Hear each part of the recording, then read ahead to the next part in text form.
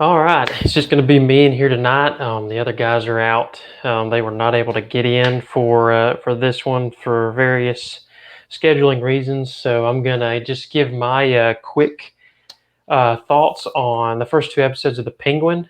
This is obviously a sort of a spin-off slash sequel series to Matt Reaves' The Batman that came out on the 2021, 2020, somewhere around then. Um, uh, Originally, I was not the biggest fan of the movie. I think it I felt like maybe it was a little bit slower, a little bit. I think it drug at times, but also I think the maybe some of the character decisions were not exactly what I was hoping for in terms of how they would bring about some of the resolution and things to the character of Batman and maybe some of the setup, and maybe it was just a growing up on the Dark Knight trilogy, you just didn't. It was going to be different. You knew there was going to be some changes, but you also it's hard to follow that up, and so I think originally when I watched it, I wasn't the biggest fan, but after coming back for a second visit of the movie, I really enjoyed it the second time around. I love the grittiness of Gotham, how it feels probably the most Gotham-like of any of the Batman movies that we've gotten so far. Um, but also, I think Andy Serkis as Alfred's fantastic. I think um, Robert Pattinson does a good job as Batman. I think it's obviously a different kind of Batman than what we would expect from that character, but also just still, I feel like he does about as well as he can with what he's given. He's a great actor. He's been phenomenal in a lot of movies, and I think very underrated as an actor. But I think Matt Reeves sort of pulls off the broody nature of Batman, and but maybe just falls short a little bit on the Bruce Wayne aspects of it. But still an enjoyable movie. And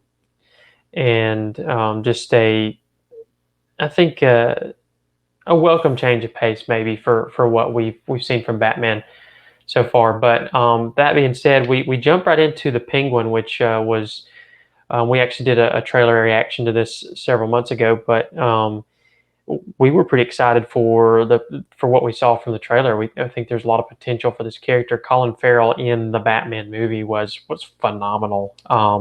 It's one of those character transformations that you don't see very often, and you really um, just he just sort of disappears in the role. And I mean, some of the greatest actors of our time, guys like Christian Bale, can really um, disappear into their characters, become those characters. And I think Colin Farrell in this instance, maybe the role of his career in terms of just completely transforming himself into another person. And I've really enjoyed his character for the little screen time that he had in the movie. So now we get sort of a this show that's completely dedicated to his character, and it picks up right after the events of the Batman. And as you'll remember from that, the Riddler had this elaborate scheme to essentially blow up, I guess, the parts around Gotham that held the bay or the river at bay to keep it from rushing into the city. He's blown all that off. He's flooded Gotham, so there's a lot of chaos going on. He's also assassinated Carmine Falcone, who was kind of the crime boss in the city of Gotham. He was the one that, other than obviously we see in this one with Salvatore Maroni, there's who's in prison. There's obviously been this dynamic, but he was the one that was sort of holding the criminal underbelly, sort of, I guess, together in some ways, keep it organized. And so what we're seeing to start this show is sort of the aftermath, the chaos of losing their leader, and it's just kind of thrown into disarray. And it's just sort of this opportunistic time for somebody to step in and take the reins of the crime families and sort of steer the criminal underworld in Gotham. And so, as you may or may not have guessed, and just for anyone watching, this is a spoiler review. So if you don't want to be spoiled, if you haven't seen it, turn it off, go watch the show, and then come back and watch it. But Um, yeah, so obviously Penguin, he was more of like a flunky, a right hand man, but they give this element to his character in this show of he's had to scratch and claw for everything that he's ever had. He's obviously got physical disabilities. You know, he's disfigured.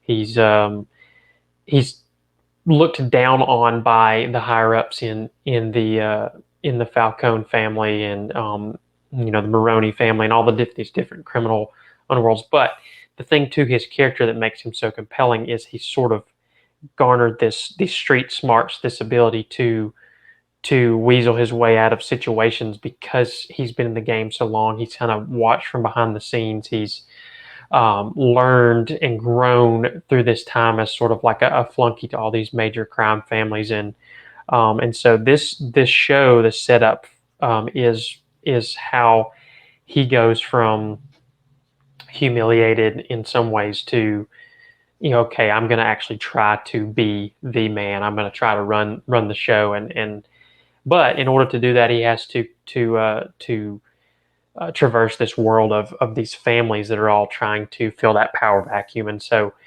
um, as we lead into the first episode, he's meeting up. He's actually going to Carmine's old office. He's trying to get a hold of some of his valuables. He knows where they're located, and in the process, the heir to the Falcone Empire, which is Alberto, Carmine's son, catches him, and he's obviously got him at gunpoint, and they're talking, and it's a really neat exchange. You really get to see just the gravitas of Colin Farrell's, you know, portrayal of Penguin, and how obviously Alberto doesn't take him seriously, and then there's this point where um, he sort of gives his aspirations for, you know, what he wants to do, who he wants to be, and Alberto just laughs at him, and it's like it's this, you see this change in his face, and it's like this moment of rage, of impulse, of whatever it is, and he pulls out his gun, and he shoots he shoots Alberto 3, 4, 5 times, and then that kind of sets the tone, sets the stage for the rest of the show, and you see how sort of one impulsive moment, one rage filled moment, sort of propels his character into this situation where, you know, after the fact, he realizes his mistake, but the ball's already started rolling, and he's got to figure out how he can to maneuver his way out of it. And so, mainly the first episode is him trying to find a way to cover his tracks, um, as he's obviously killed the new leader of the Falcone crime family. So um, he recruits reluctantly, at least on the kid's part. He recruits the help of a kid named Victor, who was actually trying to steal the rims off his car along with some other friends, and he was just happened to be the one that got caught. And so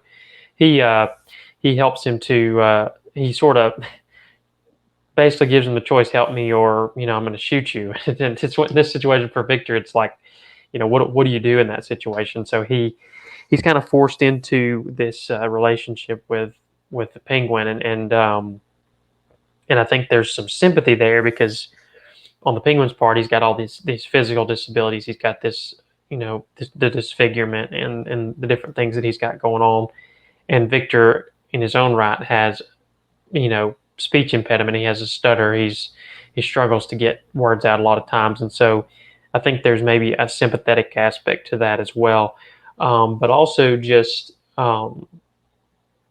you see that Victor, it seems like, has lost everything because of the ramifications of what the Riddler's done in the Batman film, and so in a lot of ways he's maybe looking to prove that he's more than what he seems, and um, I think reluctantly at first, but then he realizes that maybe, one, this is the only way I can stay alive and not be killed, and then two, um, you know, maybe I'm more than what people think I am, much like the Penguin. So there's kind of a parallel there between the two characters. They seem to play off of each other pretty well, and I mean, Colin Farrell, just to be honest, the show is carried by the performance of Colin Farrell as the Penguin, and then um, the actress's name escapes me at the time, but she plays Sophia Falcone, who is a former inmate of Arkham Asylum. She's been released. It's hinted at that she committed these murders of these other women. It's not really specified why, but she's obviously just got this unhinged nature to her, and she always feels like she's on the brink of sort of breaking, and you get that element to her character whenever she's on screen, and so she's a really compelling character because she just seems so volatile. Like she could do anything at any moment. You just get that in every interaction, and she also comes across as this deeply intelligent character. Also, that the two actors just play off each other really well. Their performances are phenomenal, and I think that they're what really drive the story. I think in terms of script, I think through two episodes, as we as you'll see, I think they do a pretty good job of making it compelling. I think there's some times where the story can drag a little bit because essentially Oswald Cobblepot, aka the Penguin's sort of shtick as a character is that he's basically able, when put in a situation where his life's on the line, he can basically, talk his way out of anything or reason his way out or whatever it is. And so essentially it's I think where the story has run into some issues is where it seems like maybe the stakes don't always feel like they're as present as they could be, because it seems like whenever he gets into a situation you just expect him to get out of it. And so um, I think that's sort of an issue I've had with the plot as a whole. But and you get more of that in episode two. But in episode one, as he's has these interactions with Sophia, she sort of suspects that he may have had something to do with it, but he's able to maneuver at the very end of the episode with the help of Victor, maneuver it into a way where he can pin the entire thing on the Maroney family and get out of it. And so as we set the stage for episode two, you've obviously got um, this this dilemma that he's got to where he's got to continue to, now that he's sort of playing both sides, the Maronis and the Falcones, he's got to sort of figure out, okay, I'm walking this tightrope of how do I continue to convince both of these families that I'm playing on their side when in reality I'm playing on my own. And so um, that's kind of the element that you get going into episode two. And he's got um, this big score of drugs that he's looking to bring in that he found out from Alberto. And but the issue is that he's basically promised both families that, one, the drops are going to get to where they need to, and two, the other family that he's going to help to disrupt it. And so he kind of has to play himself very dangerously between the two families. And I think this is where the show is going to have to evolve a little bit, because I think a lot of the first two episodes are just how can he um, talk his way or maneuver his way out of figuring it out. And at some point, you're like, okay, these people have to suspect that he's, playing both sides here. They have to suspect that he's involved somehow, and they never do. And I feel like that's it. It almost feels a little contrived in that regard. And so I think they're going to have to evolve it from that to, okay, now he's found out. Now he's got to dig his heels in and figure out how he can uh, make his way to the top. And I think that's kind of the balance that they're going to have to figure out as the show goes on. And so I think where, to me, the show has a serious point of um, just a little bit of a drop off in quality is there's a point near the end of episode two where there's a guy that is captured by Sophia's men, or he's brought in by an informant that they're using, and he was a witness to this whole drop that was hijacked by Maroni's men. He witnessed it. He was the only one that was there that could say, basically the only one that could expose Penguin for playing both sides. And so um, Penguin has to go, and he has to figure out how to either get the guy out or dispose of him. And so he's trying to plant evidence that it was someone else, but in the process of using Vic to plant the evidence, Vic is sort of found out and he has to flee. And so Penguin's kind of put in a situation where he has to um, once again sort of maneuver his way out of it. And that's not the issue here. The issue with me is where he goes to the Falcone residence during their funeral, the reception, sort of after the funeral, and the the guy, uh, this high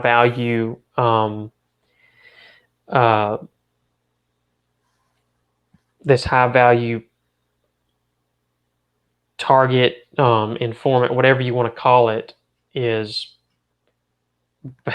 he goes into the house and he's basically unguarded. There's no one watching the room. I mean, this super valuable person they need to get this super valuable information from is just they just left him unguarded, and so Penguin just waltzes right in, kills the guy, and leaves, and without any, and then they just kind of all show up, um and it's like that was a point for me where I was like, this detracts a little bit from the show because there'd been a quality in the writing to that point to where they had been able to make each situation where he had worked his way through it kind of feasible to where it made sense. And I think this was the point in the show where it's like, okay, this feels extremely contrived and doesn't make any sense on a logical level that they would leave this guy unguarded.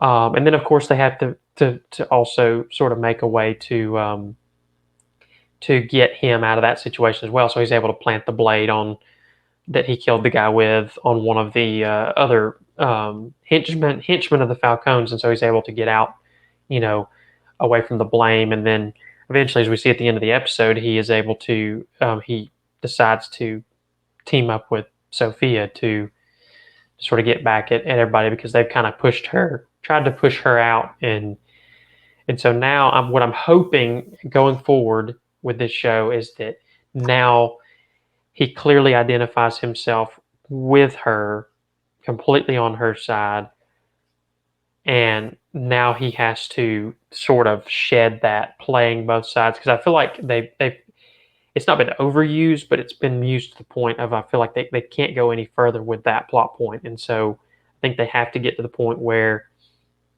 now the show's evolving. Now it's about him and Sophia digging in their heels. They've made their points clear. Now maybe they're still working it from the shadows. Maybe she's helping him to do that now, but at the same time, I feel like they can't just keep using the same story beats that they've used through the first couple episodes because it's becoming a little bit repetitive and it's becoming very predictable. And I think that's like the stakes don't feel like they're there because you just feel like he's gonna get out of it. The writers have already written away that he's gonna get out of it, or it almost feels like he knows what the writers have already written as the character. And so I think that's kind of something that I'm hoping goes on from there. But I will say overall impressions so far, performances, the acting, the visual quality of the show, everything is top notch has to be expected from an HBO production. But I think it's been a bit of a breath of fresh air after what's been maybe a disappointing. I mean, you look at some of the bigger shows out recently, Rings of Power season 2, The Acolyte, things like that. It's felt like maybe a disappointing year for TV in a lot of ways. So um, I recommend the show. I think y'all should definitely go watch it. Um, and I think if you enjoyed The Batman, you'll probably enjoy this. I think it's worth seeing for Colin Farrell's portrayal of the Penguin alone, and also the actress who plays Sophia Falcone. I think they carry a lot of the show, and I think it's your typical sort of crime drama. It has some Godfather, Sopranos vibes to it. It's definitely more mature in terms of the language. It's a rated mature show, so obviously in terms of the Batman movie, it's going to have uh, a little bit more of the the f bombs and things like that. So if you're worried about content, you have to expect that sort of thing. It's obviously probably a little bit more brutal and gritty than what Batman was. But so far, I would highly recommend that you check it out. And I'm excited to see where the rest of the show goes from here. So um, if um, if you enjoy what we do, just support our channel, give us a subscribe, a like, a comment. Let us know what you thought so far about the first two episodes of The Penguin. Let's talk about it a little bit. Let's discuss it and just see maybe where y'all think that it might be going from here, and what you've liked or disliked about it so far. But thank y'all for watching, and we'll see y'all next time.